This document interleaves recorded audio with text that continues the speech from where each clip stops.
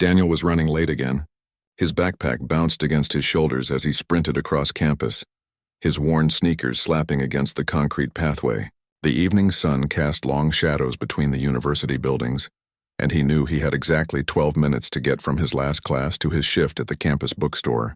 After that, he had another job waiting at the warehouse across town. 3 jobs weren't easy to juggle, but that scholarship only covered tuition, not the rest of life's expenses. He cut through the narrow alley between the science building and the old library, the shortcut that saved him 3 precious minutes. His mind was already at the bookstore, mentally preparing for the inventory work Mr. Patterson wanted done tonight. He didn't see the broken piece of pavement jutting up like a mini mountain range until his foot caught it. The world tilted sideways.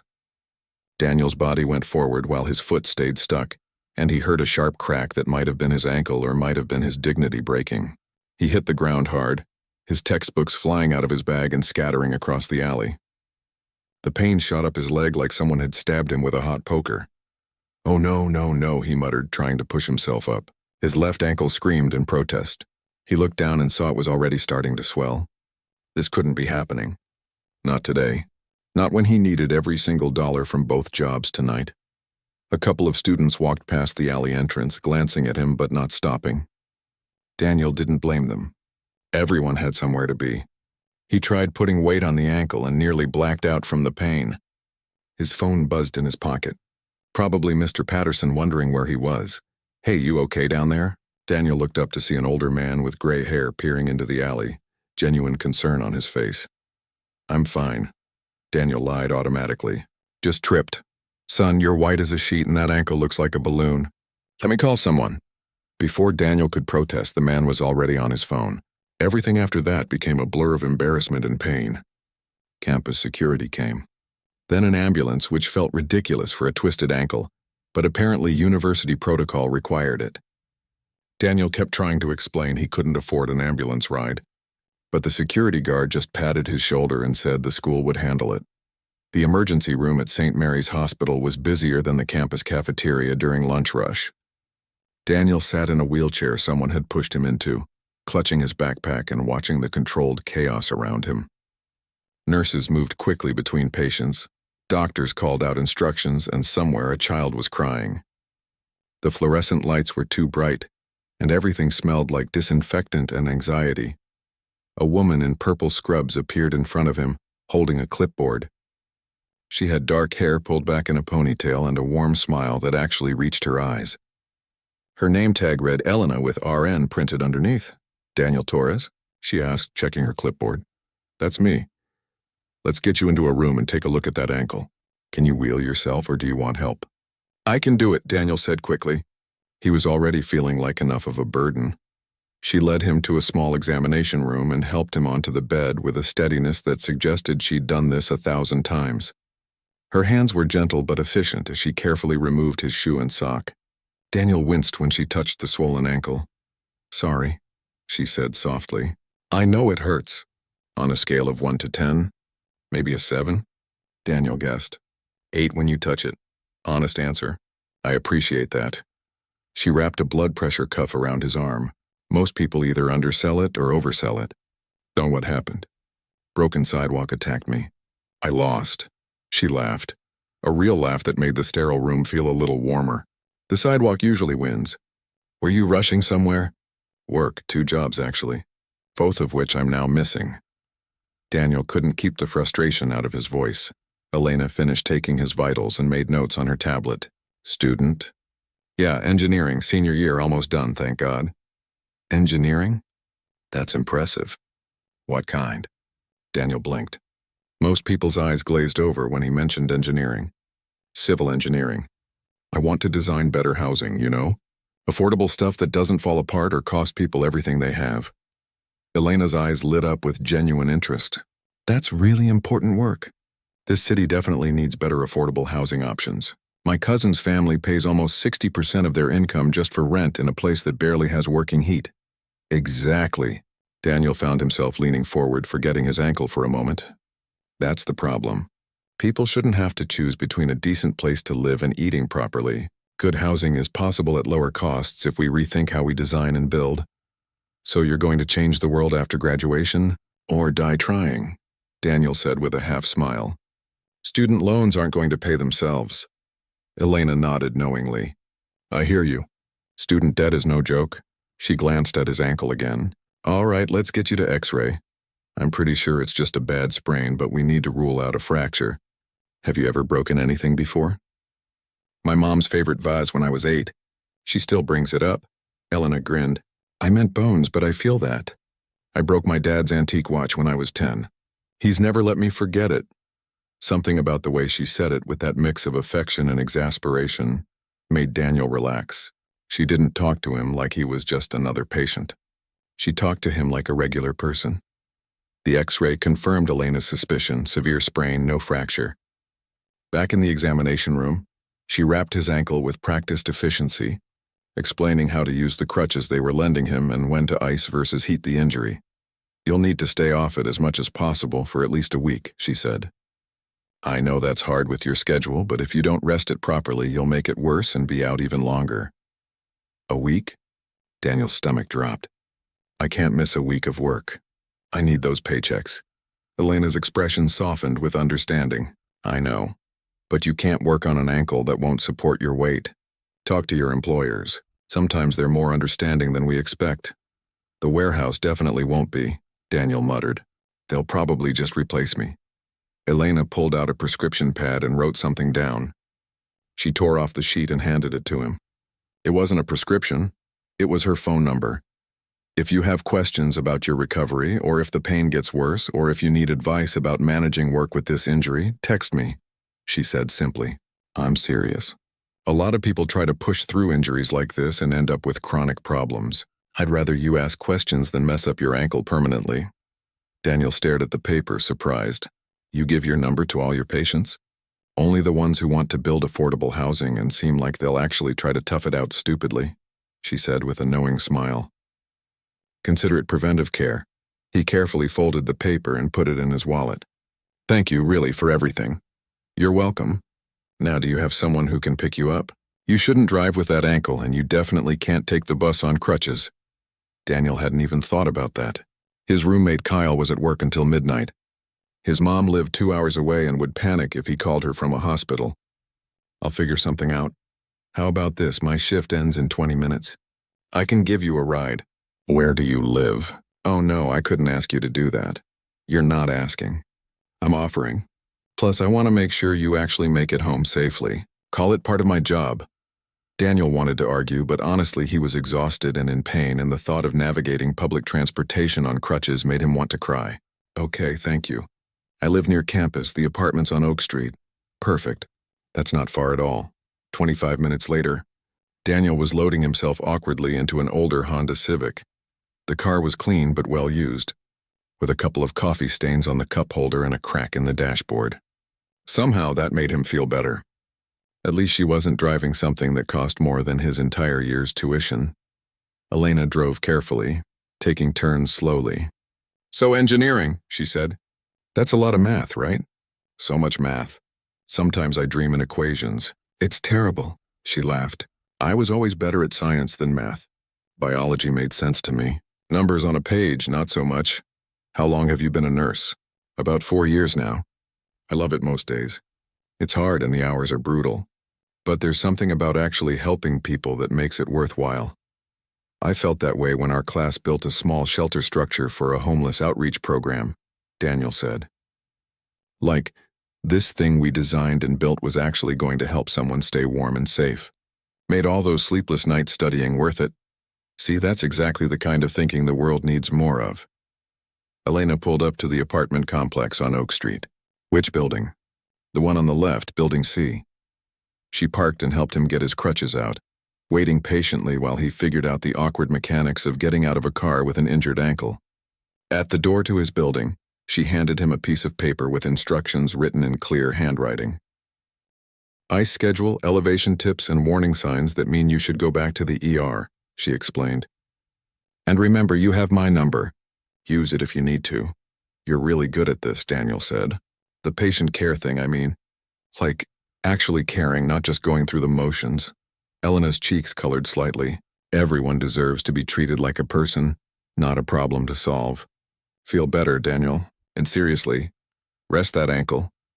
He watched her drive away in that old Honda, wondering how someone could be so genuinely kind to a complete stranger. Inside his apartment, Kyle looked up from his video game in shock.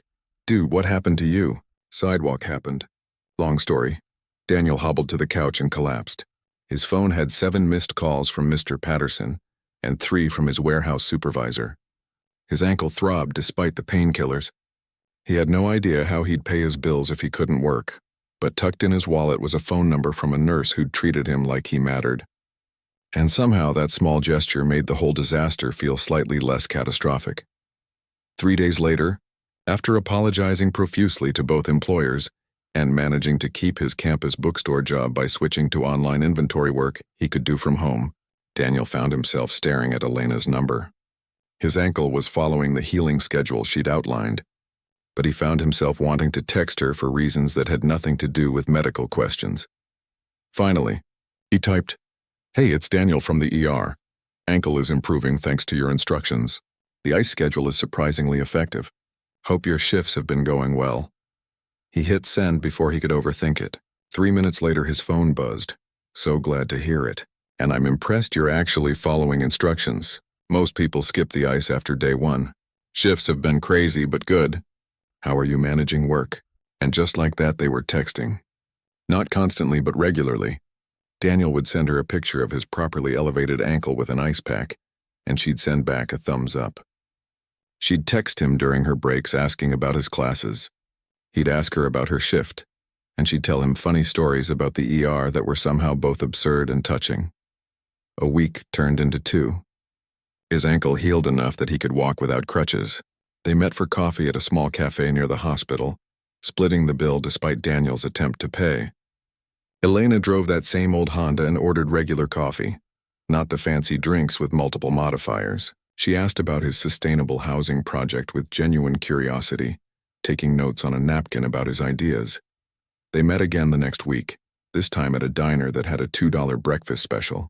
Elena brought a book of old movie reviews she'd found at a thrift store, knowing he'd mentioned loving classic films. They discovered they both cried at the end of Casablanca and thought The Third Man was criminally underrated. Daniel couldn't pinpoint the moment friendship shifted into something more. Maybe it was the way she listened when he talked about his dreams, really listened like they mattered. Maybe it was how she laughed at his terrible jokes and remembered small details he'd mentioned in passing. Maybe it was just the feeling that, for the first time in a long while, someone saw him. Not the broke student working 3 jobs. Not the scholarship kid trying to prove himself. Just Daniel. What he definitely didn't know was that the woman carefully counting out dollar bills for her half of the diner check was the heir to a medical technology empire. That the modest apartment she'd mentioned was a choice, not a necessity. That the old Honda was kept because it was reliable, not because she couldn't afford better. All he knew was that Elena Rodriguez made him laugh, challenged his ideas, and treated him like an equal. And that was worth more than anything money could buy. At least that's what he thought. Daniel stood in front of his closet staring at 5 shirts that all looked equally worn. None of them seemed right for what he was about to do. His phone felt heavy in his hand, Elena's contact information glowing on the screen. Just call her, he told himself. The worst she can say is no. It had been 6 weeks since the accident that brought them together. 6 weeks of coffee dates and late-night texts. 6 weeks of discovering that someone could make him laugh even when he was exhausted from juggling classes and work. 6 weeks of feeling like maybe, just maybe, he'd found something real. The tickets to the spring gala sat on his desk, mocking him with their fancy gold lettering. His engineering project had won the departmental award, and Professor Williams had handed him those tickets with genuine pride. You deserve a night off, Daniel. Go celebrate your accomplishment. But taking Elena to a formal dance meant more than just using free tickets. It meant admitting that what they had was more than casual friendship. It meant risking everything by putting his feelings out there. He pressed the call button before he could change his mind. Hey, you. Elena answered on the second ring, her voice warm. I was just thinking about you. Daniel's heart did that stupid fluttering thing. Yeah, good thoughts, I hope. Always. What's up? He paced his small bedroom, suddenly nervous. So remember how I mentioned my housing project? The modular design one, of course. That's brilliant work. Well, it won the Departmental Innovation Award, which comes with 2 tickets to the university's spring gala next month. He paused, gathering courage. I was wondering if maybe you'd want to go with me. Silence stretched for 3 seconds that felt like 3 hours. Daniel, I'd love to, Elena said softly, and he could hear the smile in her voice. Really, you're sure? Because I need to be honest with you. The tickets are free, but that's about all I can manage right now. I can't afford some fancy restaurant beforehand or a limousine or any of that stuff. I'm talking borrowed suit and maybe a rental car if I save up enough. Elena laughed, not mockingly, but with genuine warmth. Do I look like someone who needs fancy restaurants and limousines? Daniel, I drive a 14-year-old Honda with a cracked dashboard. I think we'll manage just fine. Relief flooded through him. Okay, good. I just didn't want you to expect something I couldn't deliver. The only thing I expect is a good time with someone whose company I really enjoy. Everything else is just details. They talked for another hour, making plans. The gala was 4 weeks away, which gave Daniel time to figure out the logistics. After hanging up, he sat on his bed feeling like he'd just won something bigger than any academic award. The next few weeks became a careful balancing act of saving money and planning. Daniel picked up extra inventory shifts at the campus bookstore. He skipped lunches, telling himself ramen for dinner was fine if it meant having enough for a car rental. Kyle, his roommate, offered to lend him a suit that was only slightly too big in the shoulders. My brother wore this to one wedding, then grew 6 inches, Kyle explained, holding up a dark gray suit. It's been hanging in my closet judging me ever since. Might as well get some use. Daniel tried it on. The shoulders were indeed loose and the pants needed hemming, but it was a real suit. Better than anything he could have afforded to rent. I owe you, Daniel said, examining himself in the mirror. Nah, man. Just have a good time. And tell me all about it after so I can live vicariously through you. 2 weeks before the gala, Daniel texted Elena asking about her dress color so he could maybe coordinate a tie or something. Her response came with a photo of a simple navy blue dress hanging on a door. Found this at a thrift store last weekend, her message read. Paid $12. I think it'll work. The dress was elegant in its simplicity, and Daniel felt a wave of affection for this woman who could find beauty in a $12 thrift store find. He went to a discount store and found a navy tie for $8, which felt like a splurge but worth it. The week of the gala, Professor Williams pulled him aside after class. I'm really proud of you, Daniel. Not just for the project, but for sticking with it despite everything. A lot of students in your position would have given up. Can't give up on the things that matter, Daniel replied. No, you can't, the professor agreed. Enjoy the gala. You've earned it. The day of the dance arrived faster than Daniel expected. He spent the morning anxiously checking the weather forecast and the afternoon picking up the rental car. A basic sedan that cost him 2 weeks of lunch money. His hands shook slightly as he signed the rental agreement. This was it. His first real date with Elena, the kind with planning and intention. He picked her up at 6 from her apartment building, a modest complex on the east side of the city. When she opened the door, Daniel forgot how to breathe for a second. The navy dress fit her perfectly, simple but stunning. She'd done something different with her hair, pulling it into a soft updo that made her eyes seem even brighter. You look amazing, he managed to say. Elena's cheeks colored slightly. You clean up pretty well yourself. Is that a new tie? $8 special. I'm a big spender. She laughed and grabbed a wicker basket from her kitchen counter. So I had an idea. I know we talked about skipping dinner because restaurants are expensive, but I thought we could have a picnic before the dance. I made sandwiches and salad and there's fruit. Nothing fancy, but I figured we could eat at the park near campus. There's that spot by the pond with the benches. Daniel felt something warm expand in his chest. She could have suggested anything, could have pushed for a restaurant, but instead she'd thought of something simple and perfect. That sounds absolutely perfect. They drove to Riverside Park as the evening sun painted everything golden. Elena had packed more than just sandwiches.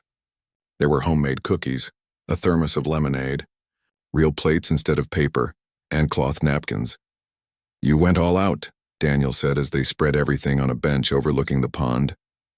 Well, if we're doing this, might as well do it right. Elena handed him a sandwich. Plus, I like cooking.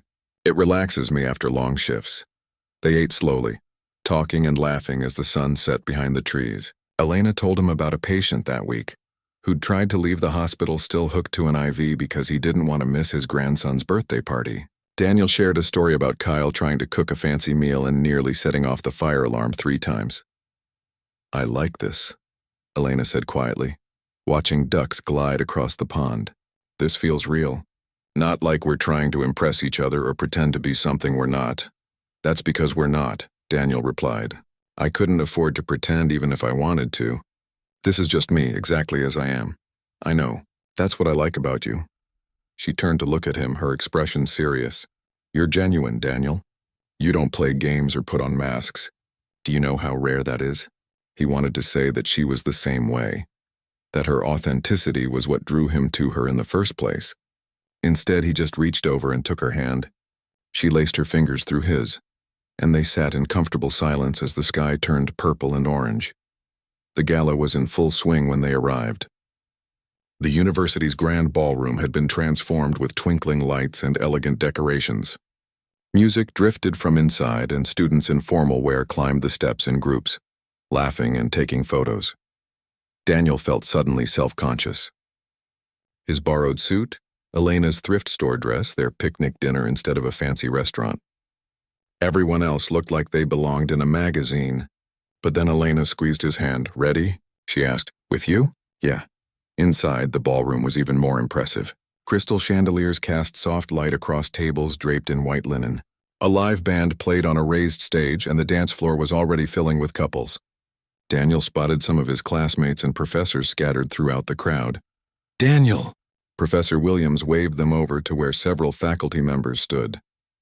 "I'm so glad you made it. Everyone, this is Daniel Torres, our Innovation Award winner."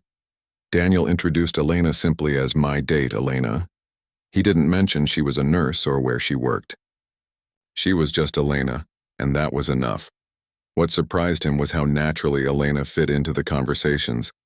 When Professor Chen started discussing the challenges of modern infrastructure, Elena asked thoughtful questions about sustainability and community impact. When Dr. Morrison mentioned the hospital where his wife worked, Elena engaged him in a discussion about healthcare accessibility that had the older man nodding appreciatively. "Your date is impressive," Professor Williams murmured to Daniel when Elena stepped away to get drinks. "Smart, articulate, and clearly interested in making a difference. You picked well." Daniel watched Elena at the refreshment table chatting easily with another student. "I'm starting to think I'm the lucky one here." They danced when a slow song came on. Daniel awkwardly at first because he'd never been good at formal dancing. But Elena didn't seem to mind. She laughed when he stepped on her foot and patiently guided him through the steps until he found a rhythm. "See, you're getting it," she said, her hand warm on his shoulder. "Only because you're a good teacher. Or maybe you're a better student than you think." Other students drifted past them. Daniel recognized some from his classes, others from around campus. They were all dressed expensively, talking about summer internships at prestigious firms and family vacation homes. He felt that familiar twinge of inadequacy, that reminder that he was the scholarship kid, the one working 3 jobs just to stay afloat. Elena must have sensed his shift in mood because she pulled back slightly to look at him. "Hey, where'd you go just now?" "Just thinking about how different my life is from most people here." "Different doesn't mean less than," Elena said firmly. "You're here because you earned it, Daniel. Your work, your ideas, they matter. Don't let anyone make you feel otherwise. Even when I showed up in a borrowed suit and brought my date a picnic dinner. Especially then." Elena's eyes were intense. "The suit doesn't make the man. The character does. And you have more character in your little finger than half these people combined." Daniel pulled her closer, resting his forehead against hers for just a moment. "Thank you for being here. For saying yes when I asked. Thank you for asking. This is the most fun I've had in months." They stayed until nearly midnight, dancing and talking with other students, even participating in the ridiculous photo booth that had props like oversized glasses and feather boas. Elena insisted they take serious photos too, the kind his mom would want to see. Driving her home, Daniel felt like he was floating. The evening had been perfect in its imperfection. The borrowed suit, the picnic, the awkward dancing, all of it had been exactly right because it was real. At her apartment building, Elena turned to him before getting out of the car. "I had a wonderful time tonight. even though I stepped on your feet during that waltz, especially because of that." She leaned over and kissed his cheek, lingering for just a moment. "You're special, Daniel Torres. Don't ever change." He watched her walk to her building, that $12 dress swaying, and thought about how lucky he was, not because of the free gala tickets or the successful project, but because somehow he'd found someone who saw him for who he really was and liked what she saw. What Daniel didn't know, couldn't have known, was that the woman waving goodbye from her apartment door was the heir to a fortune worth hundreds of millions, that the modest Honda and small apartment were choices, not necessities, that she sat on hospital boards and had a Harvard degree hanging in a closet somewhere. All he knew was that Elena made him want to be better, work harder, dream bigger. And that was worth more than all the money in the world. At least, that's what he believed as he drove back to his tiny apartment, already counting down the hours until he could see her again. Monday morning came too quickly. Daniel dragged himself out of bed after only 5 hours of sleep, his mind still replaying moments from the gala. The way Elena had laughed at his terrible dance moves, how her hand felt in his, the goodnight kiss on his cheek that had left him grinning like an idiot all the way home. He grabbed his backpack and headed to campus, stopping at the cheap coffee cart near the engineering building. His phone buzzed with a text from Elena, still smiling about Saturday night. "Thank you for one of the best evenings of my life," Daniel typed back quickly. "Same here. Lunch this week." "Absolutely. Wednesday?" He was still smiling at his phone when he walked into the engineering department and nearly collided with Professor Williams. "Daniel, perfect timing. I need you to come to Dean Morrison's office with me." Daniel's stomach dropped. "Is something wrong?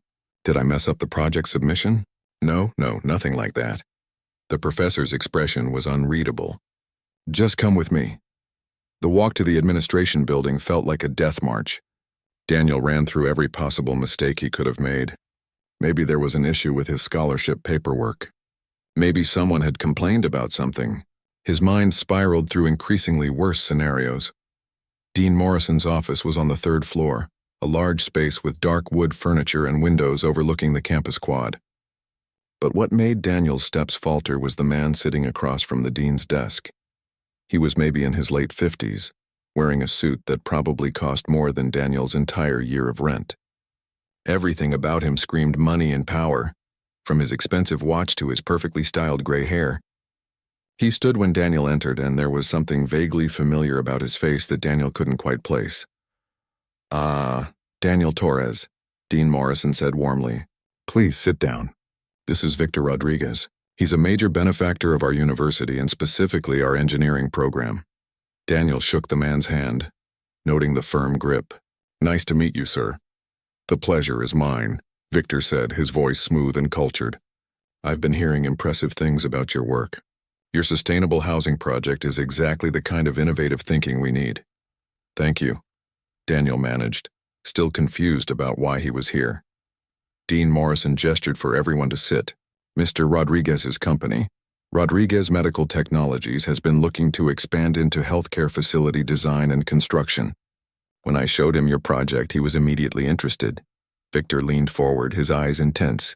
"Your modular approach to affordable housing could revolutionize how we build medical clinics in underserved communities. I'd like to offer you an internship at my company, starting this summer. Full pay, housing stipend, the works. It would give you hands-on experience with large-scale projects and could lead to a full-time position after graduation." Daniel's mind reeled. This was the kind of opportunity students dreamed about. The kind that could change his entire trajectory, pay off his student loans, give him the platform to actually make a difference. That's incredibly generous," Daniel said carefully. "Can I ask why me specifically?" "There are students with better grades, more experience." Victor smiled, and again that sense of familiarity tugged at Daniel's memory. "Grades don't always reflect real talent. Your project shows practical thinking, empathy for the end users, and innovation. Those are things you can't teach in a classroom." "I'd need to think about it," Daniel said. "This is a huge decision." "Of course. Take your time." Victor pulled out a business card and handed it to Daniel. "My direct line is on there. Call me when you've made your decision." Dean Morrison beamed. "This is wonderful news, Daniel. We're all very proud of you." As they talked logistics and timelines, Daniel found his attention drifting. Something felt off, though he couldn't pinpoint what. The opportunity was legitimate. That much was clear from Dean Morrison's involvement. But why did Victor Rodriguez seem so familiar? The meeting wrapped up and Professor Williams walked Daniel back across campus. You look troubled. Most students would be jumping for joy right now. It feels too good to be true, Daniel admitted. Things like this don't just happen to people like me. Maybe it's time to stop thinking of yourself as people like me and start recognizing your own worth, the professor said gently. You earned this, Daniel. Let yourself have it. Back at his apartment, Daniel pulled out the business card, Rodriguez Medical Technologies. He opened his laptop and started researching. The company was massive, one of the largest medical technology corporations in the country. They manufactured everything from diagnostic equipment to hospital furniture. Victor Rodriguez was the CEO and founder, worth somewhere in the ballpark of $800 million. Daniel scrolled through photos from charity galas and business conferences. Victor with politicians, Victor cutting ribbons at hospital openings, Victor accepting awards for innovation in healthcare technology, and then Daniel's scrolling stopped. There, in a photo from a medical conference 2 years ago, was Victor Rodriguez standing next to a young woman. The caption read, Victor Rodriguez with his daughter Elena Rodriguez, newly appointed to the board of St. Mary's Hospital. Elena, his Elena. The woman in the photo wore an expensive dress and professional makeup, her hair styled differently, but it was unmistakably her. The same eyes, the same smile, the same person who'd driven him home from the hospital in a 14-year-old Honda, who'd packed picnic sandwiches for their date, who'd bought a $12 dress from a thrift store. Daniel's hands shook as he clicked through more search results. Elena Rodriguez, Harvard graduate. Elena Rodriguez, board member of 3 major hospitals. Elena Rodriguez, heir to the Rodriguez Medical Technologies fortune. He found an article about her specifically, published 6 months ago in a business magazine. It detailed how she'd insisted on working as a floor nurse, despite having an advanced degree in healthcare administration. How she lived modestly and refused to use her family name to advance her career. How she'd turned down a luxury apartment her father offered in favor of her own place. The article quoted her saying, I want to understand healthcare from the ground up, not from a boardroom. Real change happens when you actually listen to patients and frontline workers. Daniel closed his laptop and stared at the wall. His mind raced through every interaction they'd had. Every coffee date where they split the bill. Every casual mention of money troubles that she'd never corrected. The way she'd acted like that picnic dinner was perfect, when she could have afforded any restaurant in the city. She'd lied to him. Not directly, maybe, but by omission. For 6 weeks, she'd let him believe they were on equal footing. Let him worry about impressing her with his borrowed suit and rental car. Let him feel like he had something to offer her. His phone buzzed. Helena's name lit up the screen. Hey, want to grab dinner tonight? I'm thinking that Thai place near your apartment. My treat since you got the gala tickets. Daniel stared at the message. Her treat. Like $8 for pad thai was some generous gesture when she probably had a trust fund worth millions. He typed and deleted 3 different responses before finally writing, Can you come to my apartment instead? We need to talk. 3 dots appeared, disappeared, appeared again. Is everything okay? Just come over, please. Okay, I'll be there in 30 minutes. Daniel spent those 30 minutes pacing his tiny living room. Kyle was at work, which was good because Daniel had no idea how to explain this situation. Part of him wanted to believe there was some reasonable explanation. Another part felt betrayed in a way he couldn't quite articulate. When Elena knocked, Daniel took a deep breath before opening the door. She stood there in her usual scrubs, her hair pulled back, concern written across her face. What's wrong? She asked immediately. You sounded upset. Daniel stepped back to let her in. I had an interesting meeting today. With Victor Rodriguez. He watched her face carefully. She went still, every muscle tensing. Oh. Daniel heard his voice rise. That's all you have to say, oh? Elena closed her eyes briefly. Daniel, let me explain. Explain what? That you're the daughter of a billionaire? That you've been pretending to be some regular person while I've been scraping together money for car rentals and worrying about split checks? He ran his hand through his hair, frustrated. I told you everything about my situation. Every embarrassing detail about being broke and working 3 jobs. And you just let me talk, never once mentioning that you're an heiress. It's not like that, Elena said quietly. Then what is it like? Because from where I'm standing, it looks like you've been lying to me for 6 weeks. I haven't lied about anything that matters. Elena's voice cracked slightly. Everything I told you about myself is true. I am a nurse. I do work at St. Mary's. I do live in that apartment and drive that car. But you left out the part where you're worth hundreds of millions of dollars, where you sit on hospital boards and have a degree from Harvard, where your dad is offering me a dream internship, probably because I'm dating his daughter. Daniel felt something bitter twist in his chest. Is that what this is? Some kind of charity project? Elena's eyes flashed with hurt and anger. How dare you? You think I spent 6 weeks getting to know you as some kind of charity work? I don't know what to think. You tell me. Why would someone like you waste time with someone like me if not for some trust fund kid experiment in slumming it? The words came out harsher than he intended, but he couldn't stop them. All his insecurities, every moment he'd felt less than, every time he'd worried about not being good enough, it all came pouring out. Elena's face went pale. Someone like me? Someone like you? Listen to yourself, Daniel. You're so busy being angry that I have money that you're not even hearing what I'm trying to say. Then say it. Explain why you didn't tell me. Because of this. Elena gestured between them, her voice breaking. Because the moment people find out about my family, everything changes. They either want something from me or they hate me for having money, or they treat me like I'm some exotic creature instead of just a person. She took a shaky breath. Do you know how many guys I've dated who seemed perfect until they found out about the money? Suddenly they're asking me to invest in their startups or introduce them to my dad or expecting me to pay for everything. Or worse, their ego can't handle that I have more money than them, so they need to prove something. That's not fair, Daniel protested. Isn't it? You're standing here right now questioning our entire relationship because you found out I have money, not because I treated you badly. Not because I was dishonest about who I am as a person, but because I have something you don't. Daniel opened his mouth to argue, but the words stuck in his throat. Elena continued, tears now streaming down her face. When I met you in that ER, you were just this guy who was worried about missing work and passionate about building better housing. You didn't Google me. You didn't ask about my family. You just saw me, Elena. Not the Rodriguez name, not the money, just me. And when we went for coffee and you insisted on splitting the bill, I was relieved. When you picked me up in that rental car and apologized for not being able to afford something fancier, I was happy, because it meant you wanted to give me the best you could, not the best my money could buy. She wiped at her tears angrily. I was going to tell you. I swear I was. I've been trying to figure out how for the past 2 weeks, but every time I worked up the courage, I got scared. Because I really, really like you, Daniel, and I didn't want to lose this. Whatever this is between us. Daniel felt his anger deflating, replaced by confusion and hurt. You should have told me earlier, before I made a fool of myself worrying about impressing you. You didn't make a fool of yourself. That picnic was perfect. The gala was perfect. Everything has been perfect because it was real.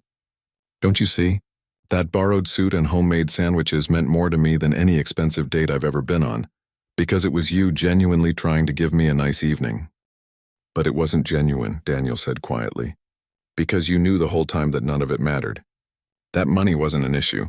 I was worried about things that were completely meaningless to you. Elena stepped closer, her eyes pleading. It wasn't meaningless. Your effort, your thoughtfulness, the fact that you cared enough to plan everything carefully, that all meant something. The money doesn't change how I feel about you. But it changes how I feel about everything, Daniel admitted.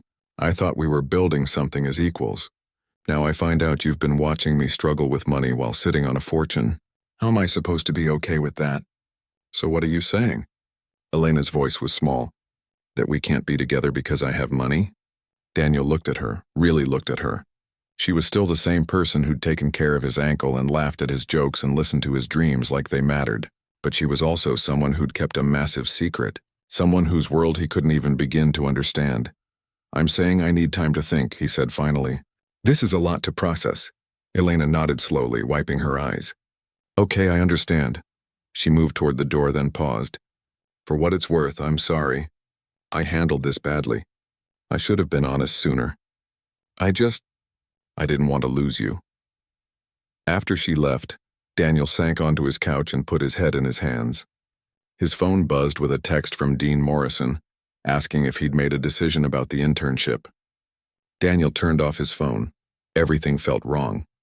The opportunity that had seemed amazing this morning now felt tainted. The relationship that had made him happier than he'd been in years now felt based on a lie. Kyle came home 2 hours later to find Daniel still on the couch, staring at nothing. "Dude, you look like someone died." "What happened?" Daniel laughed bitterly. "Turns out the girl I've been dating is a billionaire's daughter. And I just yelled at her and told her I needed space." Kyle blinked. "Wait, what? Elena is rich? Her dad offered me an internship today. That's how I found out. He's Victor Rodriguez, the medical technology guy." "The Victor Rodriguez?" Kyle whistled low. "Man, that's heavy. So what are you going to do?" "I have no idea," Daniel admitted. Absolutely no idea. That night, Daniel lay in bed unable to sleep. His mind kept replaying the conversation. Elena's tears, his own harsh words. He'd called her a charity project. He'd questioned her feelings.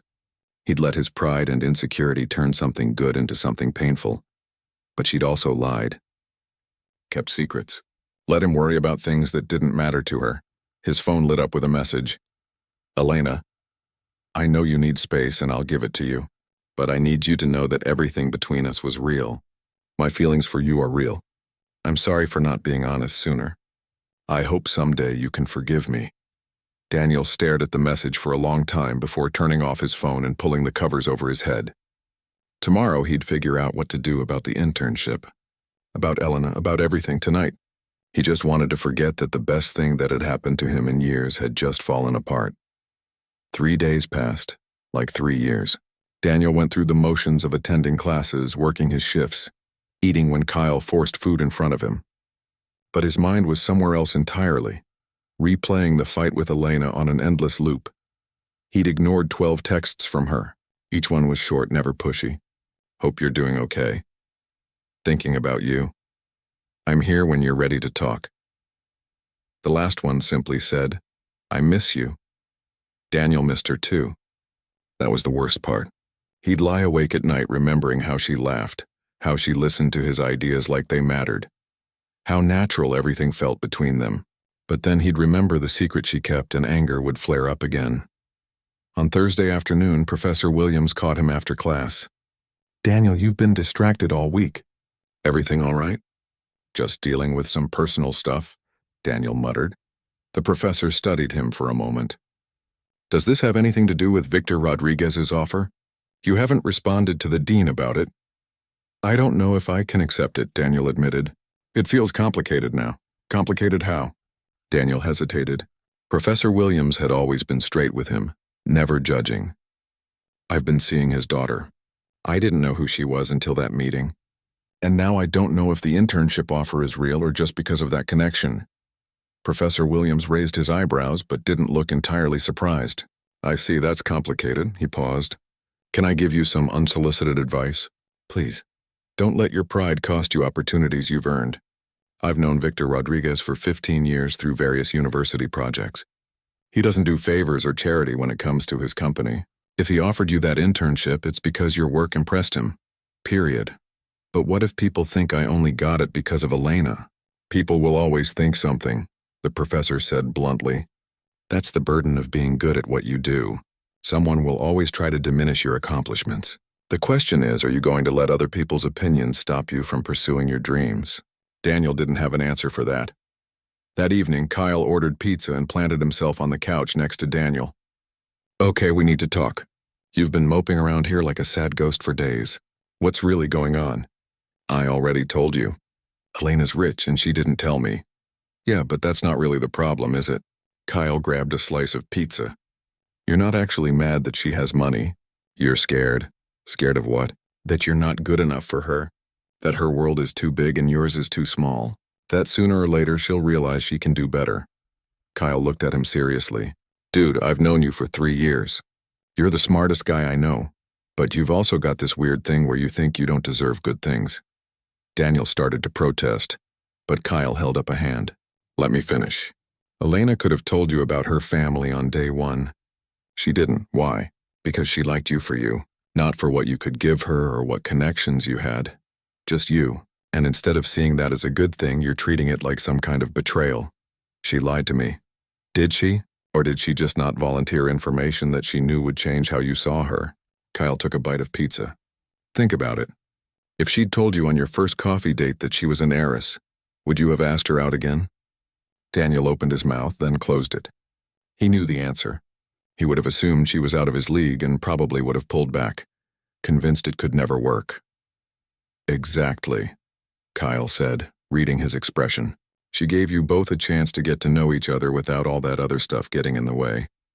Yeah, maybe she should have told you sooner, but she was trying to protect something real. Can you really blame her for that? After Kyle went to bed, Daniel found himself going through his phone, looking at photos from the gala. There was one of him and Elena in the photo booth, both of them laughing at the ridiculous oversized sunglasses they were wearing. She looked so happy. He looked so happy. He opened his laptop and started researching again, but this time he wasn't looking for information about Victor Rodriguez. He searched for Elena specifically, reading articles about her work in healthcare advocacy. One article from a nursing journal featured an interview with her. The interviewer asked why someone with her education and resources chose to work as a floor nurse. Elena's response hit him hard. I could sit in boardrooms and make decisions about healthcare, but I'd be making them from a place of privilege and distance. Working directly with patients, I see what actually matters. I see the elderly man who can't afford his medications, the single mother juggling 3 jobs who can't take time off for her own health. These are the people healthcare should serve, and you can't understand their needs from the top floor of a corporate office. Another article detailed her work with a nonprofit that built medical clinics in underserved communities. She'd spent 2 months in rural areas, working alongside construction crews and local healthcare workers. The photos showed her in work boots and a hard hat, her hands dirty, her face sunburned but smiling. This was the same person who'd packed homemade sandwiches for their picnic, who drove an old car because it was reliable, who split coffee bills and shopped at thrift stores. She wasn't pretending to be someone she wasn't. She was just choosing to live, according to her values instead of her bank account. Daniel closed his laptop and stared at the ceiling. Kyle was right. He'd been so caught up in his own insecurity that he'd missed the bigger picture. Elena had every reason to keep her background quiet, especially after being burned before. She'd trusted him enough to let him see the real her, and he'd responded by questioning everything about their relationship. He'd been an idiot.